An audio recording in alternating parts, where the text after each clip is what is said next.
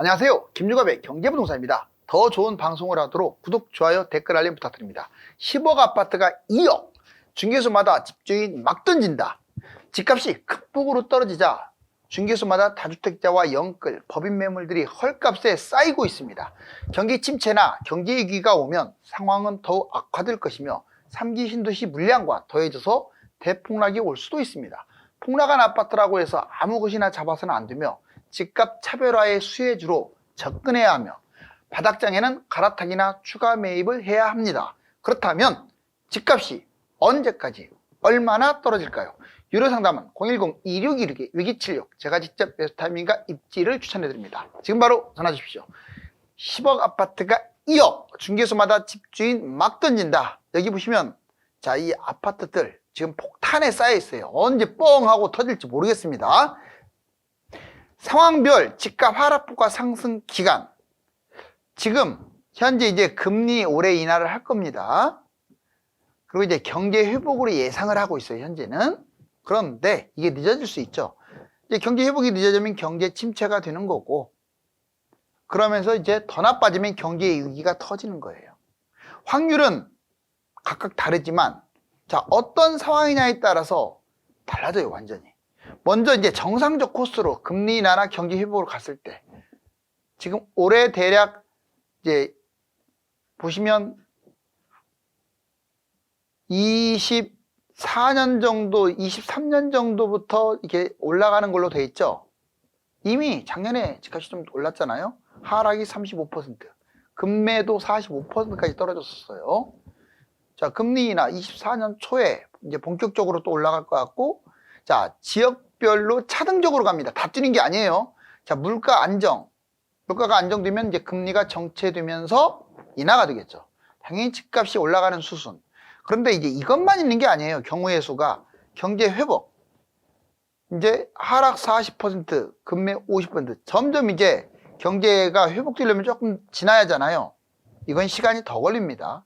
24년 말경부터 이제 하반기부터 뛴다. 그것도 지역별 차등으로 뛰는 거예요. 항상 명심하세요. 집값이 다 뛰고 다 떨어지고 이러지 않아요. 전문가, 일반인들이 유력하다고 전망하는 게 지금 이 경제 회복 코스, 즉 하반기부터 집값이 뛰는 겁니다. 이번에는 이제 경제 침체, 이것도 무시 못하죠. 하락이 반토막, 금매 거의 60%까지 미분양 넘쳐나고요. 급격한 금리 인상으로 인한 후유증이죠. 그래서 경기 침체가 좀 더 길어질 경우 여기 보시면 25년이나 6년, 내년부터나 집값이 올라갈 것이다. 주로 하락문자들이 제일 많은 게 여기에요. 세 번째입니다. 세 번째 칸. 무슨 소리냐? 지금 꼬락선이 보면 경기 위기가 터질 것이다. 하락이 50에서 60%, 금매 60에서 70, 어마어마하네요. 경기 위기 터지면요, 지금 상황에서 정말 쫄망하는 거예요. 고점 대비 60에서 70까지 빠지죠. 경제 침체 후유증으로 주요국 경제 위기가 터질 수도 있다. 이건 우리나라만 터지는 게 아니라 주요 국가들. 27년 후 상승. 자, 여기 보시면 이제 비주택. 자, 대폭락의 위험에 노출된 부동산이 뭐냐? 그럼 여러분들이 이것을 좀 잡아서는 안 되겠죠. 비주택, 토지라든가 상가라든가 숙박시설 이런 것들을 웬만하면 하지 마세요. 비아파트, 빌라, 오피, 전원. 재개발 빌라는 예외입니다.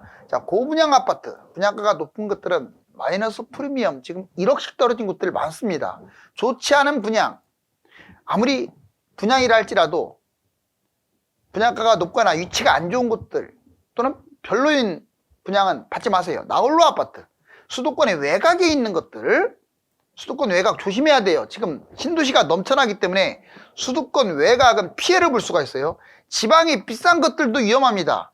서울 수도권도 집이 널려 있는데 지방에 지나치게 비싼 아파트를 찾게 되면 리스크가 커요. 또 하나는 많이 오른 거.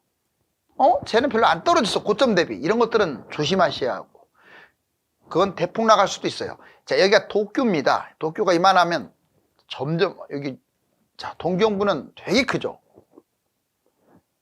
동경도는 되게 이만해요. 이게 서울이 이만하다면, 자, 경기도 이렇게. 자, 물론 일본의 수도권이 좀 더 큽니다. 인구에 비례했을 때. 자, 이처럼 서울과 그 신도시를 중심으로 한 그 외곽, 가격 차이가 나는 거니까 선택 잘 하셔야 돼요. 여기 한번 보시면 이 사례를 보여드릴게요. 꾸준히 오르는 서울 아파트 가격. 보시면 성북, 동대문, 서대문, 노원 2007년, 2017년 10년 동안 봤더니 하락장에도 꾸준하게 이렇게 올라갔습니다. 20년에 갑자기 뛰지 않았어요. 서울은 꾸준하게 뛰어요. 그만큼 입지가 탄탄해. 그런데 경기도는 달라요. 여기 보시면 자 2009년, 2017년 거의 똑같은 지도인데 판교 오히려 더 떨어졌네요. 서울이 이렇게 뛰는 동안에. 외곽이 이렇게 뛰는 동안에 판교는 더 떨어졌어요. 동탄 제자리, 파주 떨어지고 김포 제자리. 어떻습니까? 벌써 서울하고 같은 10년을 따졌을 때 이기 신도시하고 새 아파트인데 더군다나 차이가 많이 나죠. 물론 막판에 또 판교나 이런 데는 또 많이 올라왔지만 자 이제 10년새 희비가 엇갈렸죠. 분당은 내려갔고 여기 2007년 대비 2017년 말하는 거예요. 그렇게 제일 비싼 곳 아닙니까? 평촌도 떨어졌고 일산도 떨어졌는데 자 분당, 평촌, 일산과 비교할 수 있는 한강의 강북권은 오히려 많이 올랐어요. 이렇게 분당 코앞까지 왔죠. 물론 마용성광은 이미 분당을 한참 추월했죠. 넘어가시면 10억 아파트가 2억으로 세 가지 방향.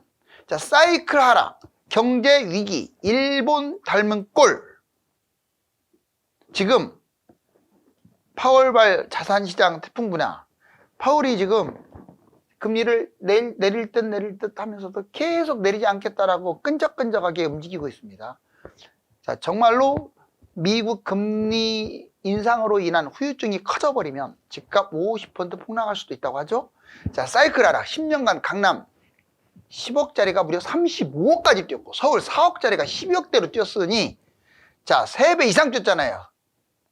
하락 사이클 본격화되면 12억이 다시 원상복귀 거의 4억까지는 아니래도 뭐 한 6억 반토막. 2022년 1년간 실질적으로 22년 1년간 반토막 난 것도 있어요. 그러면 이게 만약에 5년간 떨어진다고 생각해 보세요. 80% 떨어지는 곳이 나온다는 얘기예요. 동탄투나 송도 같은 경우 거의 반토막 나지 않았나요? 가까이 세종도 그렇고.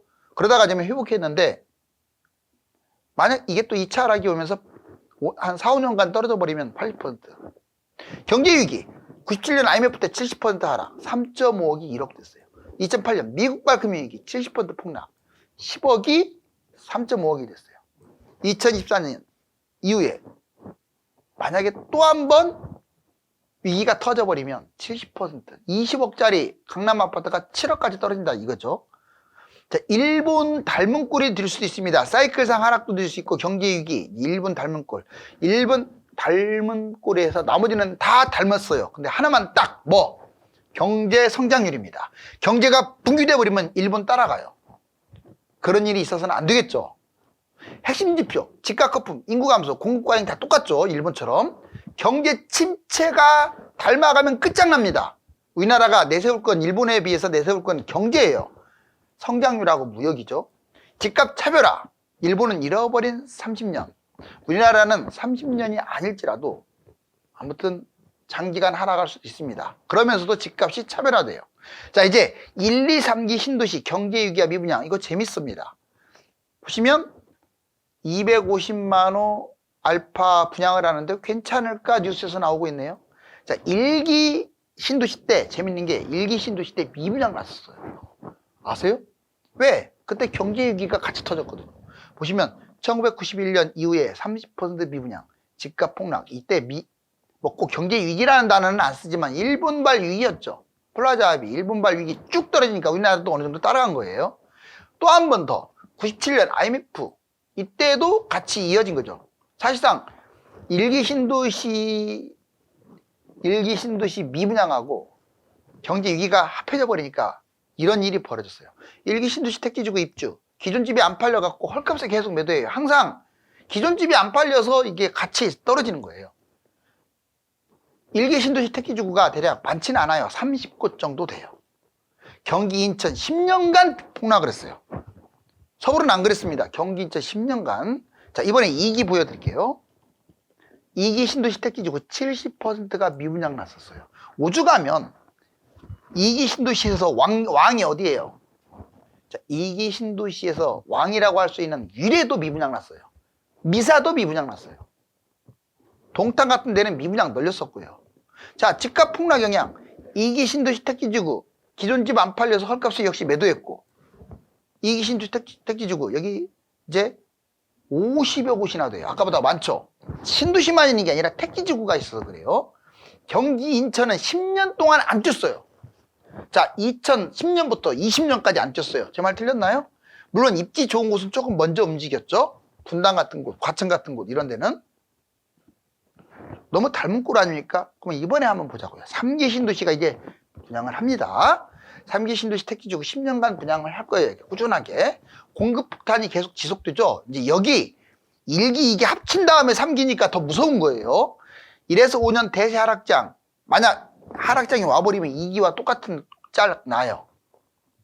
5년 동안 집값 폭락한다 이 말이죠. 3기 신도시 택지지구 문제. 여기는 2기에 3기 물량 폭탄이 합쳐지니까 무서운 거죠. 무려 60곳이나 돼요. 경기 인천 추락하게 되면 지방도 추락하고 서울도 따라가겠죠. 어느 정도는. 자, 이제 폭락 아파트 신중히 하는 이유. 역대 최대 270만 호 분양 물량 폭탄. 자, 왜 폭락했다고 해서 덥석 잡으면 안 되냐? 다음 세 가지. 추가 하락 위험성이 있어요. 지역별 1년에서 2년 하락, 추가 하락 가능성도 있기 때문에 바닥 반등 신호가 좀 미흡하면 확실한 바닥에서 매입을 해야죠. 물론 상급지는 너무 막 또 재다 보면 놓치니까 상급지는 매수하더라도 웬만한 곳들은 좀 기다리는 인내심도 필요합니다. 자, 50% 폭락. 이게 30% 하락에 매입을 하게 되면 추가로 20% 하락할 수 있다. 그래서 추가 하락. 장기 하락. 2010년에서 19년, 제가 아까 말씀드렸잖아요. 10년간 경기도 70% 아파트가 하락을 했어요. 뛰지도 않았어요. 70%가. 왜? 아까 말했잖아요. 미국발 금융위기에다가 그 다음에 2기 신도시 택지지구 물량 때문에 일본처럼 경제 침체가 장기화, 집값 장기 하락하겠죠. 40% 폭락에도 장기 하락은 50에서 70%까지 추락할 수도 있어요. 그래서 장기 하락 조심하시고, 회복이 안 되는 것들도 있습니다. 차별화. 자, 인구 감소하고 공급 과잉 등으로 회복이 불가능한 지역들이 나오니까 덥석 잡지 마세요. 수도권 3기 신도시 폭탄입니다. 지금 3기 신도시가 위험한 게 아니에요. 얘들은 분양가 상한제가 적용돼서 괜찮아요. 잡아도. 근데 이것 때문에 주변의 모든 아파트가 쑥대밭이 된다 이거죠. 회복 위험 많다. 회복을 못할 위험이 많아져. 지방 인구 감소, 산업지 이전 정말 힘들죠. 자, 폭락장에 꼭 알아야 할 세 가지. 오늘 전체적으로 제가 여러분들에게 부동산과 관련된 좀 이제 쉬운 내용도 있고 어려운 내용도 있지만 확실하게 알아야 할 사항들을 제시하고 있어요. 금매가 어떨 때 제일 많이 나온 줄 아세요? 그 집이 망했으니까 경매당하니까 금매 나온다. 물론 그 경우도 맞지만 제일 많은 건 이겁니다. 갈아타기 때문에 그래요. 상급지 매물을 봤더니 15억짜리가 10억이 나왔어. 근데 내 거는 10억이 지금 8억이야. 이거 재빨리 던지려고 하겠죠. 왜? 그쪽이 훨씬 더 좋으니까. 그래서 갈아타기, 상급지 갈아타려고 헐값에 매도가 제일 많아요. 잊지 마세요. 두 번째, 무리하게 투자해서 폭락하면 대출 문제, 전세 문제 때문에 연끌을 하는 바람에 어쩔 수 없이 파는 경우. 세 번째는 가정 문제, 경제 파탄, 가정 불화, 사업 실패 이런 문제 때문에 헐값에 던지는 이유. 세 가지가 있어요. 그다음 매입 방법, 금매, 분양, 경매. 자, 지역별 상급지 폭락한 명품 아파트들이 이제 타겟이 되겠죠. 그다음 분양도 폭락장에는 분양권 미분양을 다 봐도 좋아요. 지금은 폭락장이 아닙니다. 약간 하락장이지. 이 중에서 어느 게 제일 좋은지를 보고 3기 신도시, 서울의 분양, 급금매 이런 것 중심에서 선택을 하는 거죠. 경매는 폭락장 낙찰가율이 최저이기 때문에 한번 볼 필요가 있어요. 근데 지금 상황에서는 경매 막 너무 빠지지 마시고 차라리 금매가 낫습니다. 그 다음에 핵심사항, 타이밍. 제가 보기에는 이제 2024년부터 좀 길게 보자고요. 24년부터 26년. 누가 그런 전망을 누가 못해요. 왜냐면 전망을 하고 못하고가 중요한 게 아니에요. 이게 상황에 따라서 지금부터 3년간 대세 상승으로 갈 수도 있고요. 상황에 따라서 3년간 대세 하락으로 갈 수도 있어요. 무조건 폭락만 생각하시면 안 됩니다. 그렇기 때문에 지금부터 관망하자는 거죠. 그리고 입지는 정해져 있어요. 이미 강남, 서울, 수도권의 지방의 핵심 한마디로 상급지. 그다음에 물건도 정해져 있어요. 반드시 대단지 아파트 위주로. 그 끝매. 또 상황도 갭 투자라든가 빚 투자 바닥일 경우 그렇게 하는 게 훨씬 좋아요. 자, 이번에는 폭락장 2억 소액 투자 방법과 수익률. 2억으로 그럼 뭐 하느냐? 상급지 갭 투자 2억. 자, 서울. 특히 서울이 제일 좋죠. 자, 전세가율 60% 정도 되는데 이제 조금 이제 작은 것들은 60% 정도 돼요. 8억이 예를 들어서 5억까지 떨어졌어. 그럼 이거 전세 2억이면 잡아요. 결국 2억 갖고 5억이 10억 가네요. 그렇죠? 5억이나 6억을 버는 거예요. 2억 가지고. 그래서 갭투자 파워가 대단합니다. 이번에는 분양 미분양. 서울 3기 신도시 특기지구 분양 미분양. 자, 아무튼 분양가가 7억짜리가 있어. 그런데 13억까지 갔어. 그러면 전세를 활용하게 되면 얼마든지 내가 잡을 수가 있다. 왜? 집값이 뛰는 거잖아요. 13억으로. 그러면 7억이었기 때문에 전세 5억이면 되겠네요. 왜? 지금 2억으로 잡았잖아요. 13억은 뛴 거고. 역시 6억 올라갑니다. 그리고 분양권 전매할 수도 있고 10% 계약금, 주택수에서 제외될 수도 있고 여러 가지 요인도 있을 수 있어요. 자녀투자 똑같습니다. 자녀투자는 상급지 갭투자 2억이나 분양, 미분양, 분양권 2억 이 중에서 골라서 하는 거죠. 이제 서울과 경기 지방 사이클 그러면 통계를 보자고요. 보시니까 여기 2003년, 2020년인데 2009년부터 2014년까지 떨어졌어요. 서울이. 이게 저점입니다. 그러다가 회복을 언제 했느냐? 2016년에 2년 만에 회복을 다 했어요. 서울은. 그리고 16년부터 21년까지 다 뛰었는데 이만큼 먹은 거예요. 근데 경기나 지방은 달라요. 자, 얘는 2007년부터 그냥 단순하게 6년 떨어진 게 아니라 거의 8년 떨어졌어요. 그리고 회복하는데도 2019년까지 회복했어요. 2년 만에 회복한 게 아니라 무려 5년이 걸렸어요. 그리고 막판에 19년, 20년부터 뛰었어요. 그것도 코로나 후유증으로 인해서. 자, 어떻습니까? 확실하게 달라요. 그럼 왜 이런 일이 벌어지느냐? 앞으로도 그럴 것 같아요. 3기 신도시. 경기도나 지금 지방, 특히 경기도 인천은 신도시나 택지지구가 너무 많다 보니까 기존의 아파트가 늦게 가는 거예요. 이렇게. 화랑장이나 돼야 뛰는 거고. 자, 이제 갈아타기 4가지 방법이 있습니다. 필수 조건. 부동산 폭락장 바닥에서 갈아탄다. 안 좋은 곳에서 좋은 곳으로 갈아탄다. 대출 전세를 적극적으로 활용한다. 그 다음에 상급지로 갈아타야 돼요. 자, 강남, 서울, 경기, 광역시, 지방 순으로. 그 다음에 같은 도시면 핵심 지역에서. 그 다음에 두 번째는 보통. 외곽은 마지막이죠. 아파트 가격선에서 고가가 제일 좋은 거예요. 그 다음 보통, 저가. 그 다음에 분양으로 갈아타기. 유망지역 분양, 지역별 최고 입지, 대단지. 서울이나 3기 신도시 좋다고 했어요. 자, 분양평가, 주변 시세, 분양가 상승폭을 다 보면서 폭락장에는 분양권, 미분양이 다 분양으로 처리하면 돼요. 지금과 같은 경우는 분양이 우선이고 미분양 같은 경우는 조심해야 돼요. 자, 유망 아파트로 좋은 아파트는 보유 아파트보다 명품 단지, 폭락 아파트, 자기가 갖고 있는 것보다 가격 폭락이 심한 거. 자, 기대가 있는 아파트, 보유 아파트보다 크게 올라갈 만한 기대치가 있는 거. 이곳으로 갈아타는 거예요. 자, 우리나라 지도가 수도권에 많이 몰려있고 일본도 마찬가지로 도쿄 근처에 몰려있죠. 12월 기점으로 집값이 하락폭을 확대하고 있습니다. 국내의 경제 여건이 좋지 않은 데다가 부동산 수요가 부족하기 때문에 상황을 잘 지켜봐야 합니다. 감사합니다.